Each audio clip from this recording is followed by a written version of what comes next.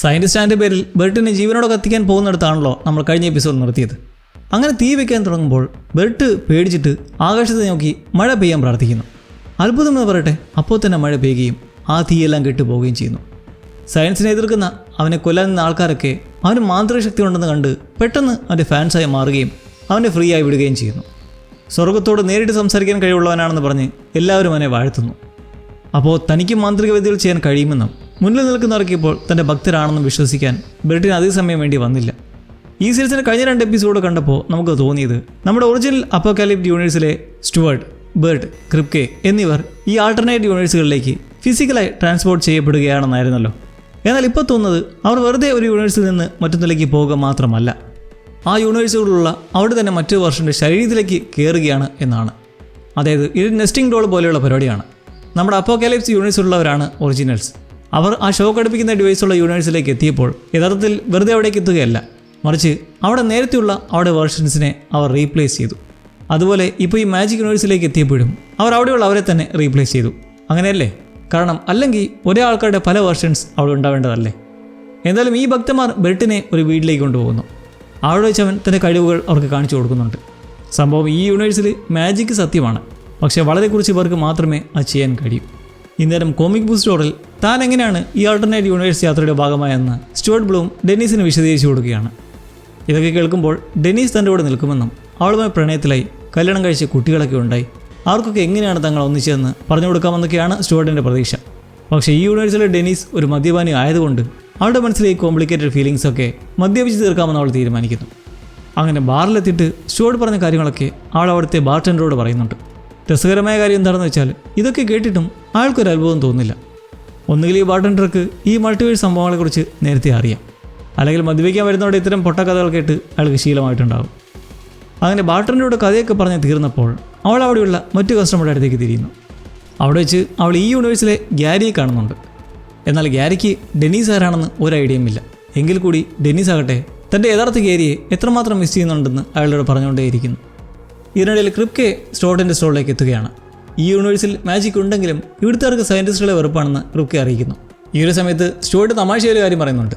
നമ്മുടെ സാധാരണ ലോകത്തും സയൻറ്റിസ്റ്റിലെ ആൾക്കാർക്ക് വലിയ താല്പര്യമൊന്നും ഇല്ലല്ലോ, കാരണം അവർ ഇമോഷൻസിനെ അല്ല ഫാക്റ്റുകളെയാണല്ലോ വിശ്വസിക്കുന്നത് എന്ന്. അങ്ങനെ ഇപ്പോൾ ഈ ഒരു യൂണിവേഴ്സിൽ പ്രശ്നങ്ങൾ ഉണ്ടായതുകൊണ്ട് ആ ക്വാണ്ടം എൻറ്റാങ്കിൾമെന്റ് ഡിവൈസ് എങ്ങനെയെങ്കിലും ശരിയാക്കി സയൻസിൽ വിശ്വസിക്കുന്നതിൻ്റെ പേരിൽ ആരും കൊല്ലാത്ത ഏതെങ്കിലും യൂണിവേഴ്സിലേക്ക് രക്ഷപ്പെടണം എന്നാണ് ക്രിപ്കെ പറയുന്നത്. ബെർട്ടിനെ കാണാനില്ലാത്തതുകൊണ്ടും ഡെന്നീസ് മദ്യപിക്കാൻ പോയതുകൊണ്ടും ഈ യൂണിവേഴ്സ് വിട്ടു പോകാൻ സ്റ്റുവർട്ടിന് ഇപ്പോൾ താല്പര്യമില്ല. അടുത്ത യൂണിവേഴ്സിലേക്ക് പോയാൽ വേറൊരു ഡെന്നീസിനെ കിട്ടുമല്ലോ എന്ന് ക്രിപ്കെ പറയുന്നുണ്ടെങ്കിലും തനിക്ക് ഈ ഡെന്നീസിനെ തന്നെ മതിയെന്നാണ് സ്റ്റുവർട്ടിൻ്റെ പക്ഷം. ഷോക്ക് അടുപ്പിക്കുന്ന കോളറിട്ട് പേടിപ്പിച്ച് നിർത്തിയിരിക്കുന്ന, സ്വന്തമായി ചിന്തിച്ച് പ്രകടിപ്പിക്കാൻ പോലും കഴിവില്ലാത്ത, എപ്പോഴും മദ്യപിച്ച് കിടക്കുന്ന ഈ ഡെന്നീസിനെ സ്റ്റുവർട്ടിന് ഇത്രയ്ക്ക് ഇഷ്ടപ്പെടാൻ കാരണം എന്താണെന്ന് ആർക്കെങ്കിലും അത്ഭുതം തോന്നുന്നുണ്ടോ? ബിഗ് ബാങ് തിയറി ഫ്രാഞ്ചൈസിൽ പണ്ട് മുതലേ ഒരു സ്ത്രീ വിരുദ്ധയുടെ പ്രശ്നമുണ്ട്. എന്തായാലും ആ ക്വാണ്ടം ഡിവൈസ് ശരിയാക്കണമെങ്കിൽ മാജിക് അറിയുന്ന ആരുടെയെങ്കിലും സഹായം വേണമെന്ന് ക്രിപ്കെ പറയുന്നു. ഇത് കേൾക്കുന്ന സ്റ്റുവർട്ട് പരിഹാസ രൂപേണ ഞാനങ്ങനെ മന്ത്രവാദികളെ കണ്ടുപിടിക്കാനാണ്, സഹായം തേടാനായിട്ട് സാധാരണ ലോകത്തെ പോലെ ഹേയ് അലക്സ എന്നൊന്നും വിളിക്കാൻ പറ്റത്തില്ലല്ലോ. അങ്ങനെ സ്റ്റുവർട്ട് അബദ്ധത്തിൽ ഹേ അലക്സ എന്ന് പറയുന്നതും അവിടേക്കൊരു സംഭവം നീക്കുകയാണ്. ഈ യൂണിവേഴ്സിൽ അലക്സ ഒരു കൊച്ചു രാക്ഷസനാണ്. വിളിക്കുന്നവർക്ക് എന്ത് ഇൻഫർമേഷൻ വേണമെങ്കിലും അവൻ നൽകും. ഈ പരിസരത്തുള്ള ഏറ്റവും മികച്ച മാന്ത്രികൻ ആരാണെന്ന് സ്റ്റുവർട്ട് ബ്ലൂം അലക്സയോട് ചോദിക്കുന്നു. അങ്ങനെയാണ് ഈ യൂണിവേഴ്സിലുള്ള ബെർണാഡറ്റ് എന്നൊരു സ്ത്രീ വളരെ പ്രശസ്തയായ മന്ത്രവാദിയാണെന്ന് അവർ മനസ്സിലാക്കുന്നത്.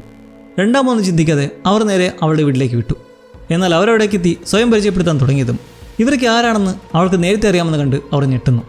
കാരണം ഇവിടെയാണ് നേരത്തെ പറഞ്ഞ ആ നെസ്റ്റിംഗ് ഡോൾ തിയറി. മറ്റു യൂണിവേഴ്സിൽ നിന്ന് ഇവരിവിടേക്ക് എത്തിയപ്പോഴേക്കും ഇവിടെ ഓൾറെഡി ഉണ്ടായിരുന്ന വെർഷൻസ് ഡിസപ്പിയറായി. ആ ഒരു വെർഷൻസിന് ഇവിടെയുള്ള എല്ലാവരെയും അറിയാം, അതുപോലെ അവർക്ക് തിരിച്ചു. എന്നാൽ ഈ നിൽക്കുന്നവർ ഇപ്പോൾ പുതിയതായിട്ട് വന്നവരല്ലേ, അതുകൊണ്ടാണ് അവർ തങ്ങളെ അറിയാമെന്ന് പറഞ്ഞപ്പോൾ ഞെട്ടിയത്. അങ്ങനെ സ്റ്റുവർട്ടും ക്രിപ്കെയും വളച്ചുകെട്ടില്ലാതെ തങ്ങളുടെ മൾട്ടിവേഴ്സ് പ്രശ്നങ്ങളെക്കുറിച്ച് അവരോട് സംസാരിക്കുന്നു.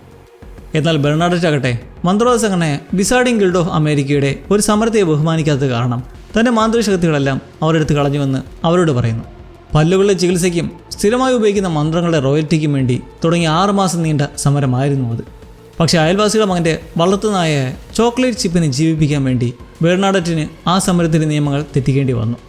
ഇനി അവളുടെ പവറുകൾ തിരിച്ചു കിട്ടണമെങ്കിൽ ഒരു നിഷ്കളങ്കനായ ആളുടെ 2 ടീസ്പൂൺ ചോര വേണമെന്ന് അവൾ പറഞ്ഞു.